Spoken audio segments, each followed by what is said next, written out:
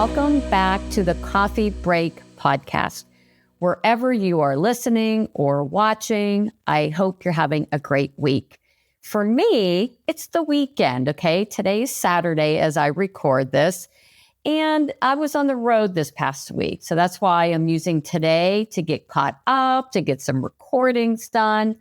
But don't feel bad for me because I'm going to the beach tomorrow. The beach is my happy place. And when I'm home and the weather is nice, and I live in Tampa, Florida, so the weather is usually nice, we go to the beach. So my reward for working hard today is sitting at the beach tomorrow and maybe opening a nice bottle of red wine when I get home.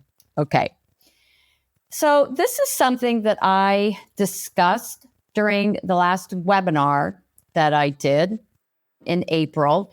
And I talked about it again at this retreat that I just did when I was on the road.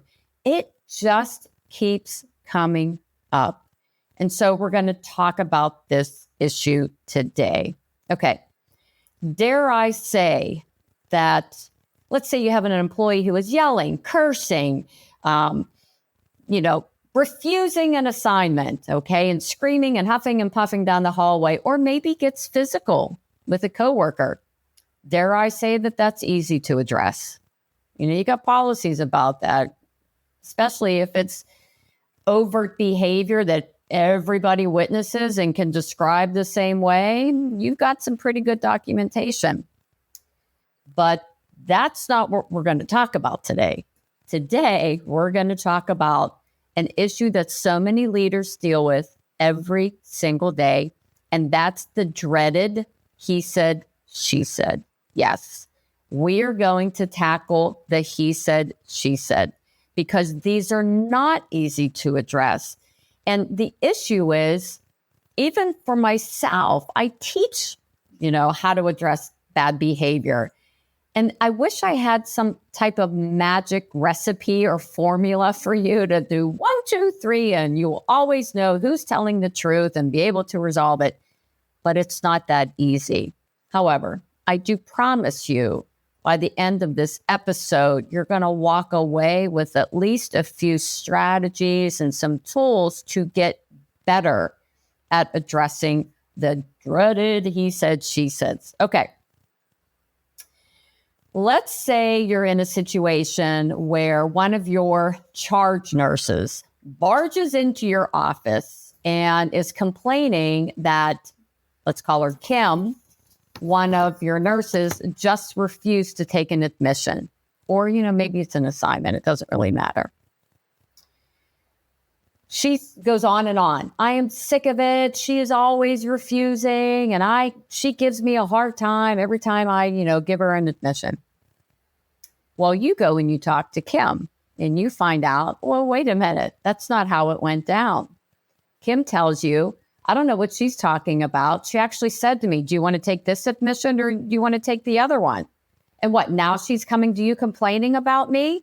She's always trying to get me in trouble. And then she gives you, 10 other things that this charge nurse does to her. And now you're caught in this, okay, who's telling the truth here? Did the charge nurse clearly say to her, Kim, I have an admission for you?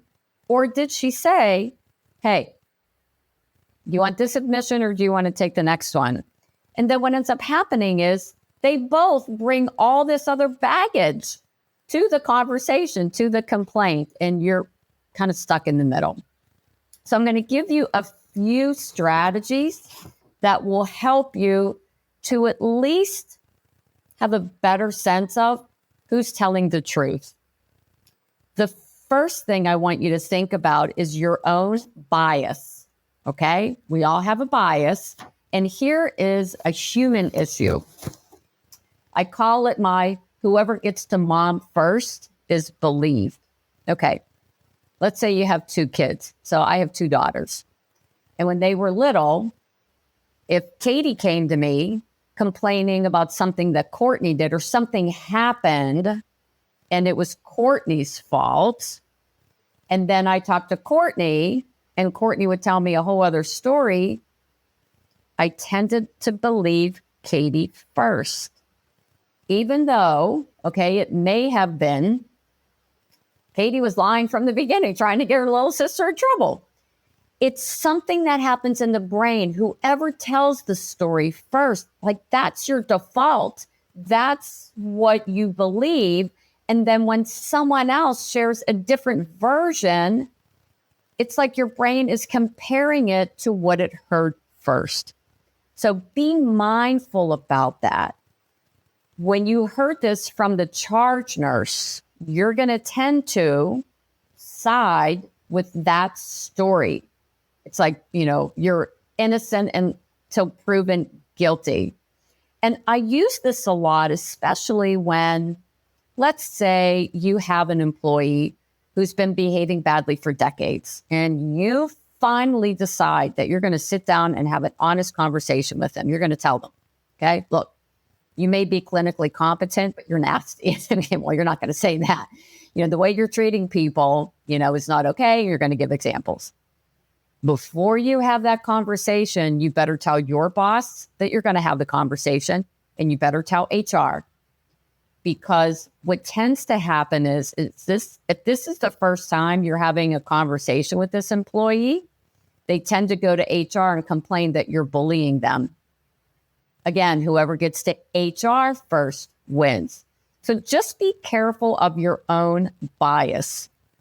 Now, the other thing that tends to happen is that we get sucked into the drama.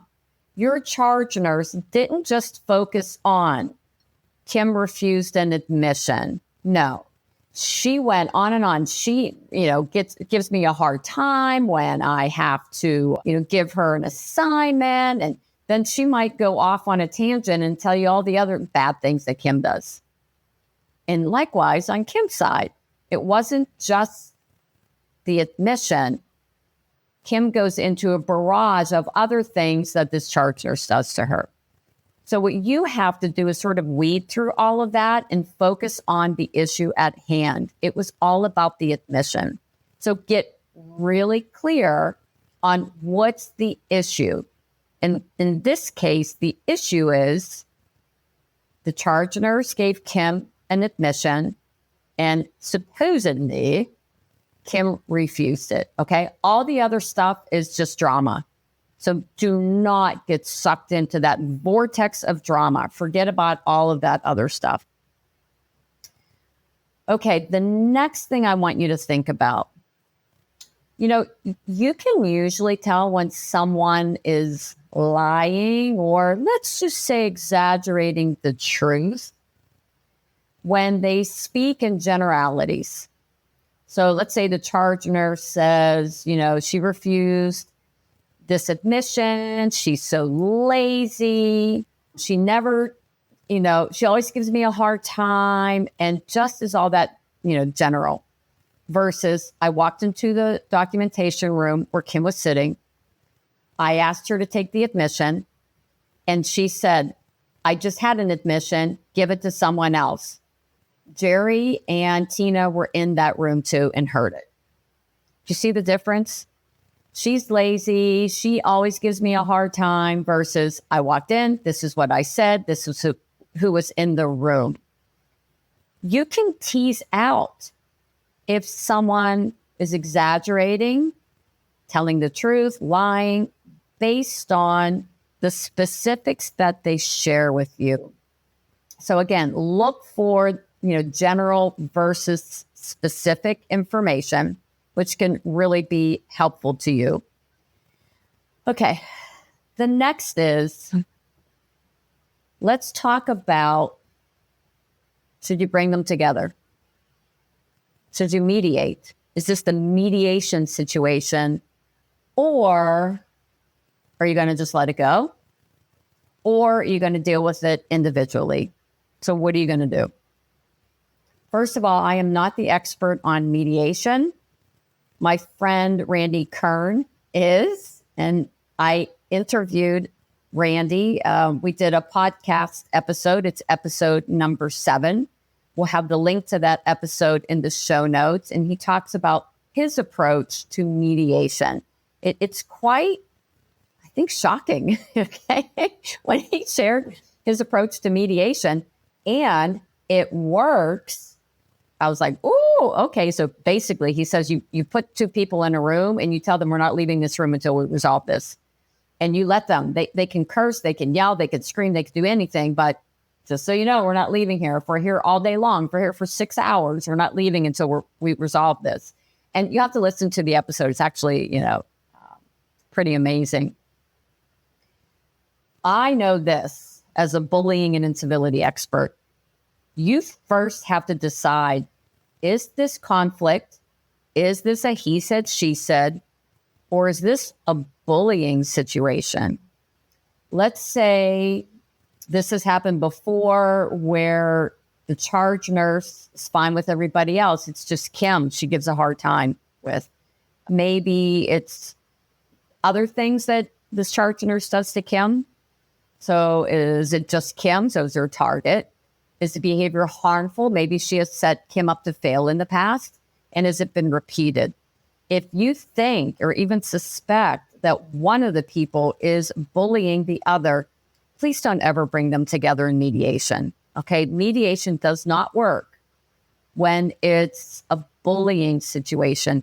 All you will do is give the bully more weapons to use against their target.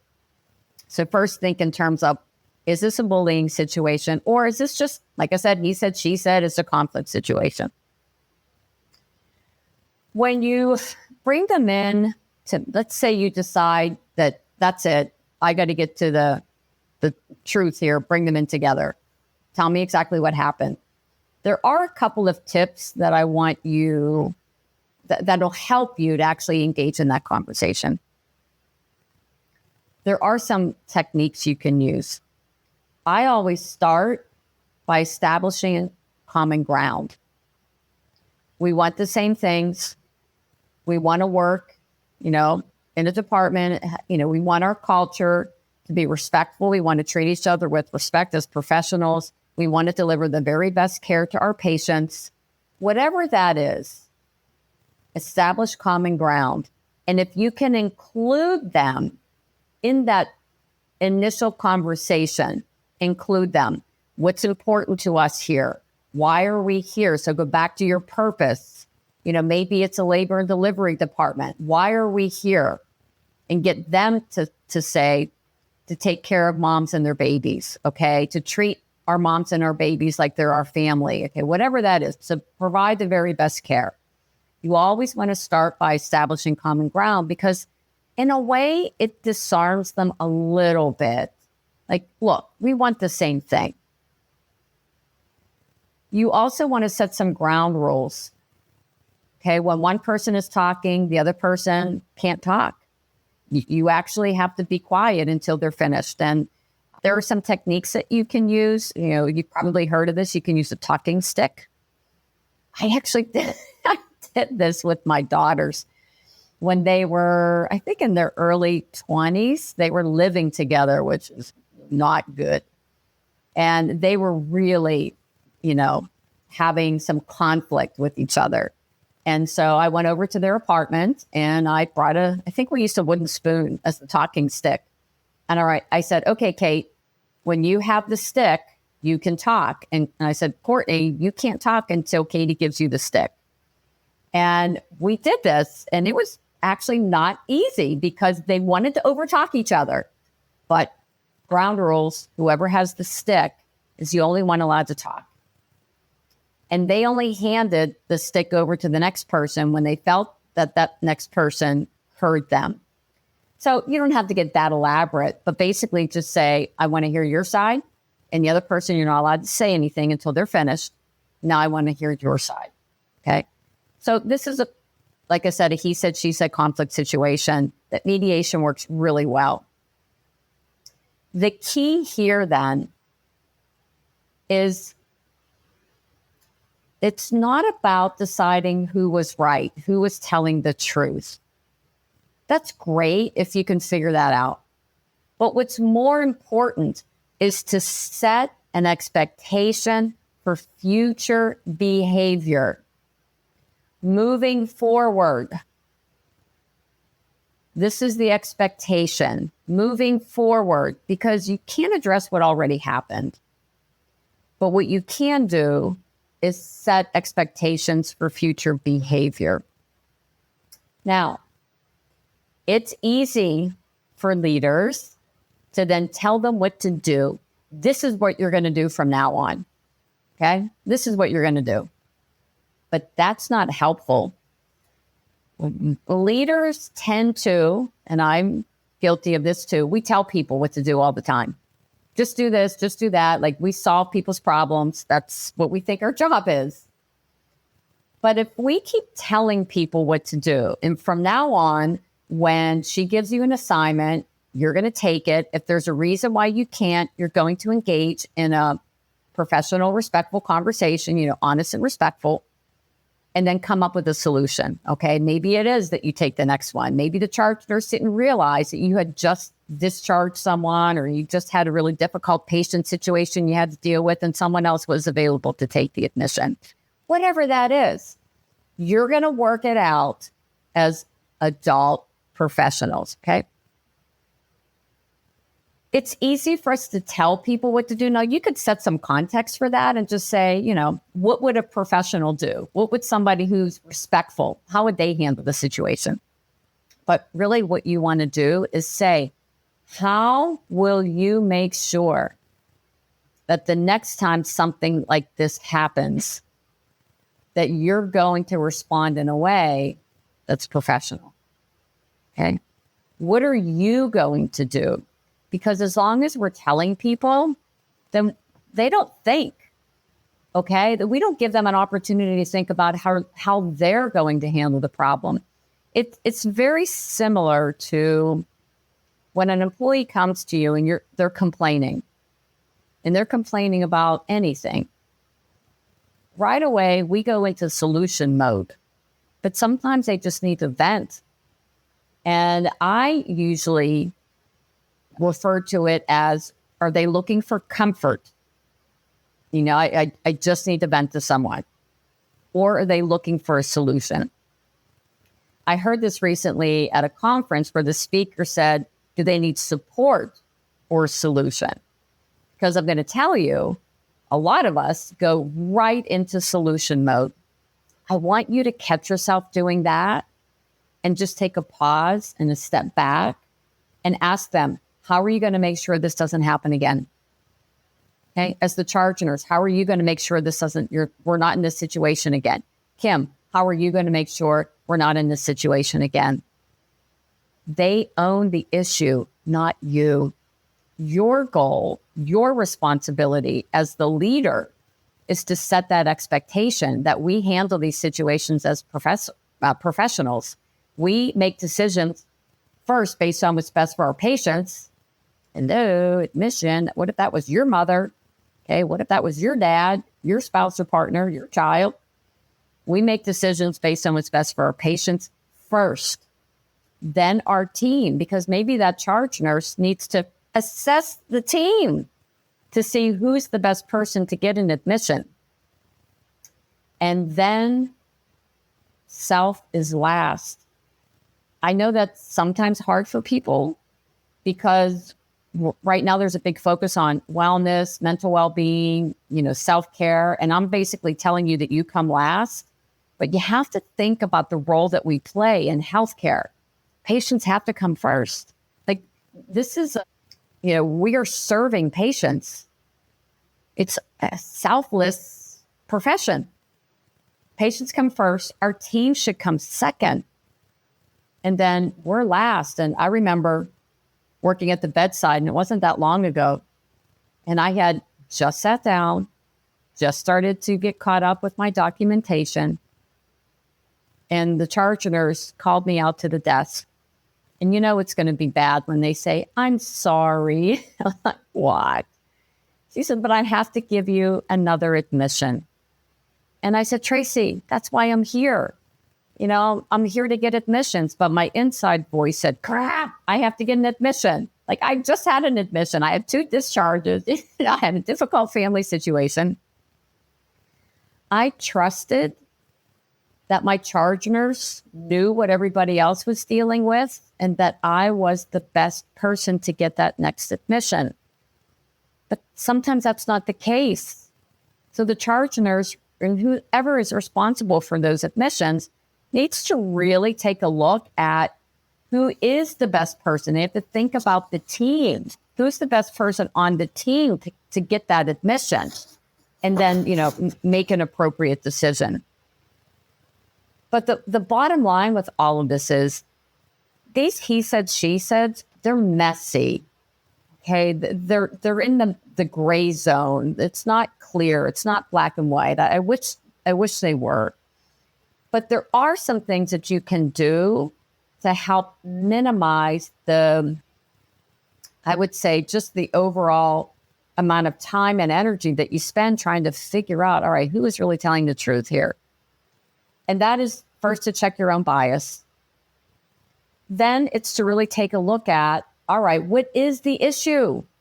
If you focus on one issue at a time and allow yourself to sort of, not pay attention to all the other issues that they're bringing up, because they will zing, and, this happened 6 months ago and she did this. And they're all distractions. Okay. They're all distractions. Focus on the issue at hand. Think in terms of, are they giving me specifics or are they talking in, generalities? Just like when an employee says, oh, you have favoritism. Okay, wait a minute. How am I showing favoritism? And they can't respond. They can't give you an answer. I just heard this from one of my leaders that I was working with. And they said the physicians were saying there are issues with nurses. So many issues with nurses. Okay.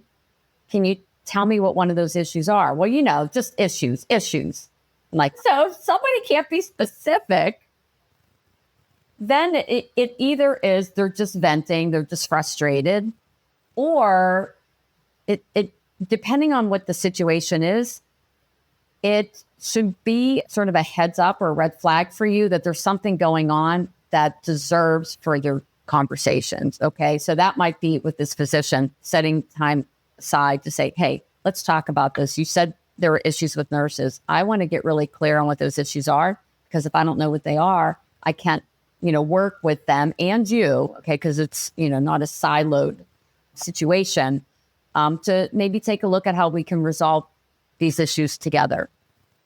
So it's getting really clear.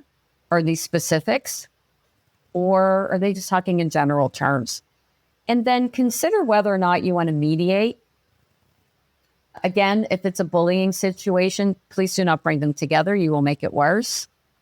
But then set some ground rules, for how you will interact with each other. Again, listen to the podcast episode where I interviewed Randy Kern. It's episode number 7. He will help you with mediation and dealing with conflict, because he talks a little bit about the he said, she said too.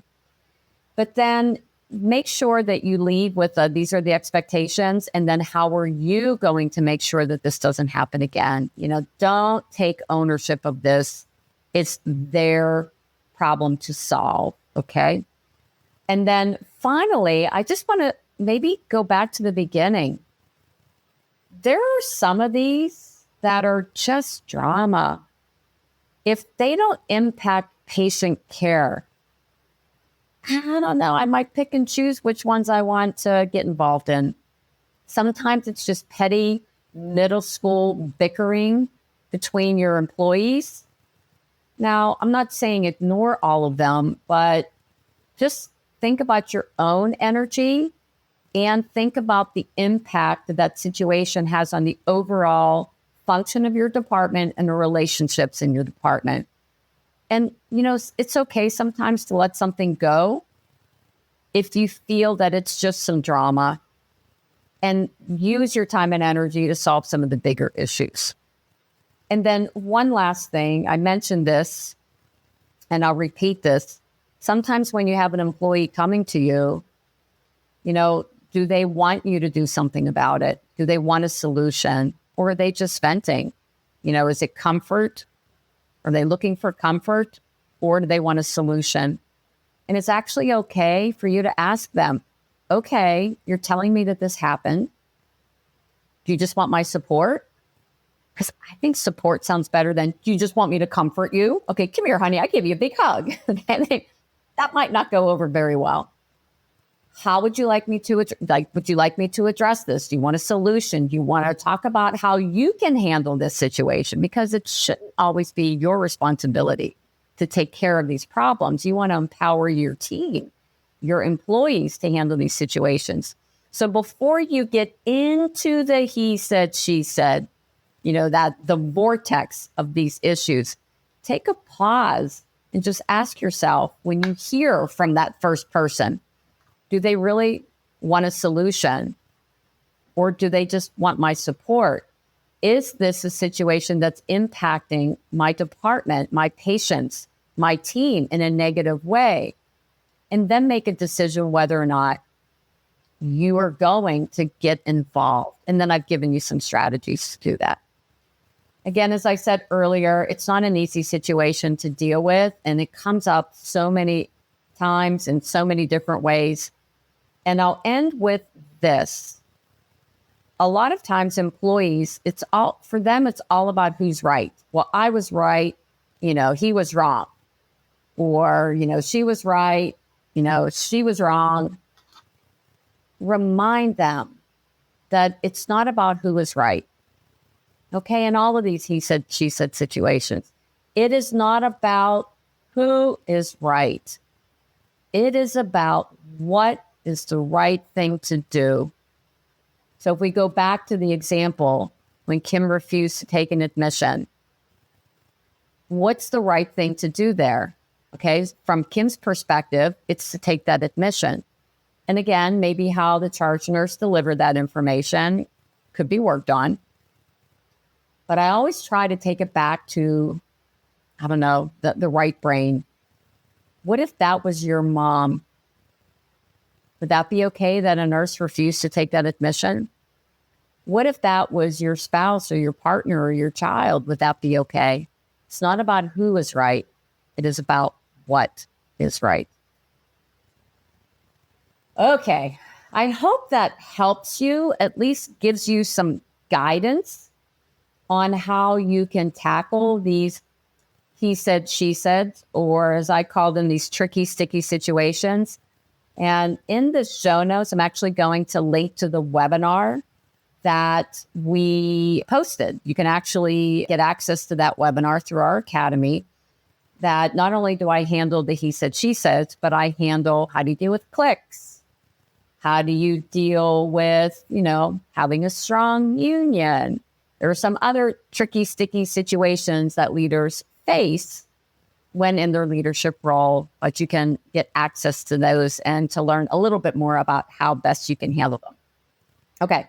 If you like this podcast, can you please rate it for me? Give it a rating from 1 to 5. Hopefully you'll give me a 5.